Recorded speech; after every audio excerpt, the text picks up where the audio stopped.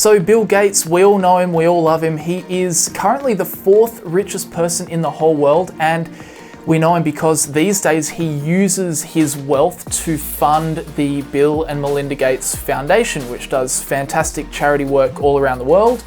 And there's no secret that a big component of the Bill and Melinda Gates Foundation is that idea of preserving Bill's wealth, and the way they do it is through a big stock portfolio. Currently, the Bill and Melinda Gates Foundation's stock portfolio is worth $22.3 billion. So in this video, we are going to talk through that portfolio, the biggest positions in that portfolio, to give us a sense of what Bill Gates is holding in his portfolio for 2021, because literally right about now we are getting the 13F filings released from all of the big investors around from the United States.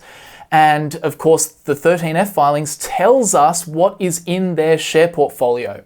So the data that we're getting now is actually the data for the end of Q4 2020. So now and over the next week or so, I'm sure I'm going to be covering a lot of different investors. We get to see what these investors are holding or were holding 1st of January heading into 2021. So the Bill and Melinda Gates Foundation portfolio is currently holding 21 stocks. 11 of those stocks hold more than 1% of the portfolio.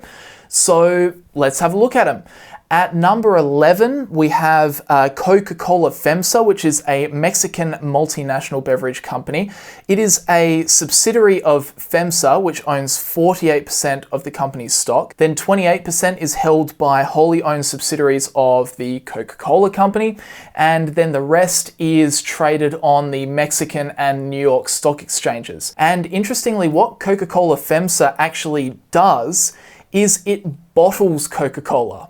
That's their business. They bottle and distribute Coca-Cola to all parts of America. So that's number 11 in the portfolio. Number 10 is Schrodinger Inc, which is a software company that actually helps with computer modeling of different molecules. So it helps, say, materials engineers, and it helps pharmaceutical companies to actually twiddle and mess around with, I guess, the chemistry behind different molecules actually within computer software. So I think this one's probably in there because it hits pretty close to home with some of the stuff that the Bill and Melinda Gates Foundation actually does. But then moving on, 9th and 8th, we've got 9th is UPS and then 8th is FedEx. So big name package delivery companies over in the United States. Then 7th is Crown Castle. Crown Castle, turns out, is America's largest provider of communications infrastructure. They've got 40,000 cell towers, 70,000 small cell nodes, and over 80,000 miles of fiber. So that's number 7. Coming in at number 6 is Ecolab, which is a water treatment, purification, cleaning, and hygiene services provider. Again, in line with some of the stuff that the Bill and Melinda Gates Foundation actually does. Then we've got 5th is Walmart, obviously a massive chain of what they call hypermarkets over in the United States. I've actually not heard the term hypermarket used before, but it makes sense considering Walmart stores sell basically anything under the sun that you could possibly want. You probably find it in Walmart. Then coming before Walmart, number 4 on the list is the Canadian National Railway, which is a freight railway company that has railway right across Canada and down through the United States. Then 3rd is Caterpillar, which is obviously the world's largest machinery and construction equipment manufacturer. Then 2nd, we've got Waste Management, which, no prizes for guessing, deals in the management of waste. And then, of course, first on the list, no prizes for guessing this one when it comes to Bill Gates' portfolio. Number 1 on the list is, of course, Berkshire Hathaway, Warren Buffett's multinational conglomerate, which consists predominantly of insurance companies and energy companies and railway companies. And of course, we can't forget about that monster stock portfolio that Berkshire Hathaway has as well. So they are all of the positions in Bill Gates' portfolio that takes up over 1%, at least 1% of that portfolio. It's a really interesting portfolio because when you look through the companies that are in this portfolio, immediately the thing that stands out is that this is a defensive portfolio. You know, companies like Waste Management occupy, say, 10 odd % of the portfolio, whereas companies like Apple or Amazon hold 0.6% and 0.4% respectively. Understandably, this portfolio is definitely designed to preserve wealth, and you can see that because a lot of the big positions in this portfolio are companies that are just kind of going to grow alongside just general economic growth. I mean, this portfolio is definitely kind of a bet that people are going to continue doing what they already do. You know, it's betting that humans are going to continue to generate waste. It's betting that they'll continue showing up to Walmart stores. They're going to keep getting packages delivered to their houses. We're going to continue building new buildings and continue mining for, you know, different resources that we need.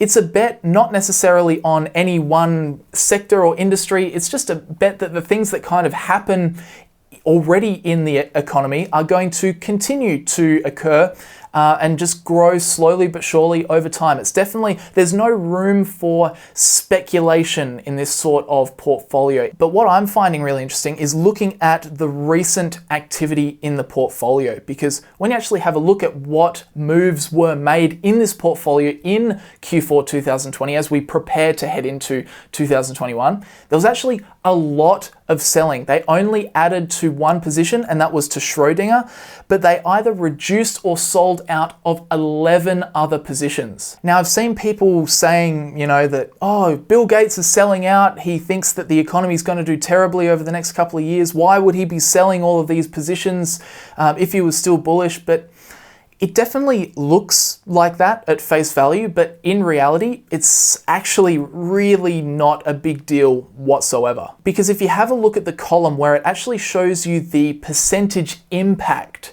on the portfolio itself, you can see that most of these moves, despite they might have sold out completely or reduced by 50% in a particular position, all of that has really had a minuscule effect on the actual portfolio itself. Even if you look at the portfolio and say Bill Gates sold completely out of Uber, completely out of Alibaba, he reduced 50% in Apple, he reduced 50% in Amazon and Google, that all of that selling still only equates to 2.12% change in his portfolio. And if you start thinking about it like that, well then when you look at the numbers, the big story suddenly becomes Bill Gates sells 10% of his position in Berkshire Hathaway, which altered his portfolio, reduced his portfolio size by 5%. That reduction in Berkshire Hathaway was more impactful to his portfolio than all of the other sells combined. The sell in Berkshire Hathaway was worth 5%, all the other sells combined was only 2.6%. However, I can tell you guys that this as well is a little bit of a non-story, because I can absolutely 100% guarantee that Bill is not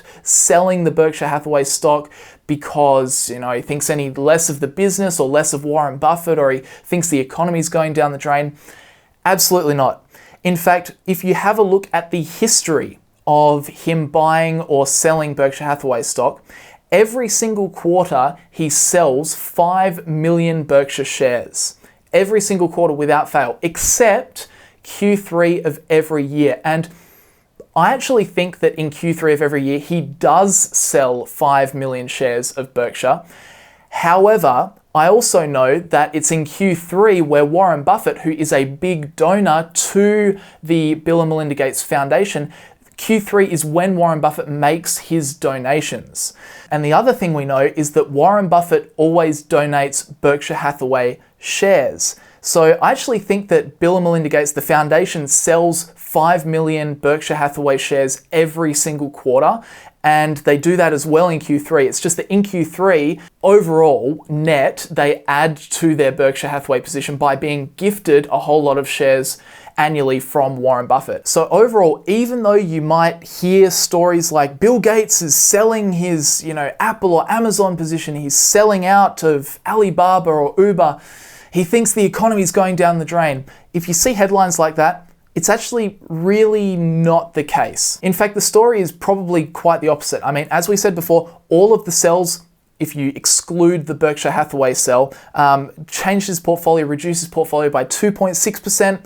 And right now the portfolio is actually worth the most it's been worth in a few years, since Q3 2018. So he's got more on the line now than he has done even in recent years.